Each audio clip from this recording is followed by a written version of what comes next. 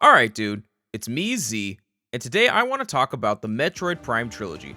So, to start off, rumors that the game will be showing up for Switch at E3 this year are in full swing, and people are out there getting hyped. Now, if you've been following the channel for a while, you'll know that I've put out my theory as to why I believe that the trilogy is never coming to Nintendo Switch, and I'll link that video here if you want to check it out. But a lot has changed since then, and I want to take this time to restate my theory with all of the current factors and weigh out the current evidence. So for starters, let me definitively say, I do not believe that the Metroid Prime Trilogy is coming to Nintendo Switch ever, and it comes down to these three factors: the sales history of Metroid, the age of the trilogy, and casual fans. First, Metroid as a series does not sell well, and this is not a surprise to many people, but the series as a whole has sold only 18 million units, and you're thinking, okay, that's not too bad, but for comparison, let's look at some other sales from other Nintendo franchises. Legend of Zelda has sold 115 million.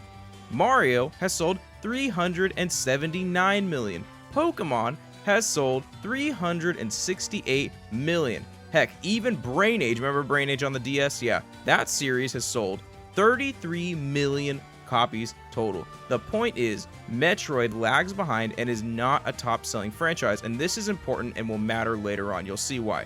Second, the Metroid Prime Trilogy is old, and I'm talking almost 15 years old. This isn't to say that the games are bad because they're old, but the Prime Trilogy isn't like other Nintendo games in that there is a storyline to follow. So you have a trilogy that is story focused and is about 15 years old. Now, the Switch has sold over 80 million units thus far, and in that 80 million, there are literally millions of new fans that have never played the Prime Trilogy in their lives, and even more who haven't even played a Metroid game at all. This leads me all to the casual fans argument. Nintendo does not want the Metroid Prime Trilogy to be the first Metroid game that new fans get to play, and why? Because they are older games and by their very nature will feel older to younger fans who are used to more modern Switch franchises. The series already struggles sales-wise, and Nintendo doesn't want to turn any potential paying customers away from the series by showing them 15-year-old games that A, feel old, and B, they need to play in order to understand Prime 4, which is supposed to be coming out sometime in the future. This is also the reason I believe Metroid Prime 4 will drop the 4 and be the start of a new series, as they do not want people to be discouraged from jumping into the series they know nothing about when it's literally on its 4th entry. This way, if they drop the 4, they won't be shackled by the trilogy to tell the story they want to tell. They also get to show their 80 million plus Switch user base the new Metroid, and Metroid becomes a best-selling franchise, bada bing, bada boom. And now that I restated my theory, there are some pieces of evidence that I think could go against it.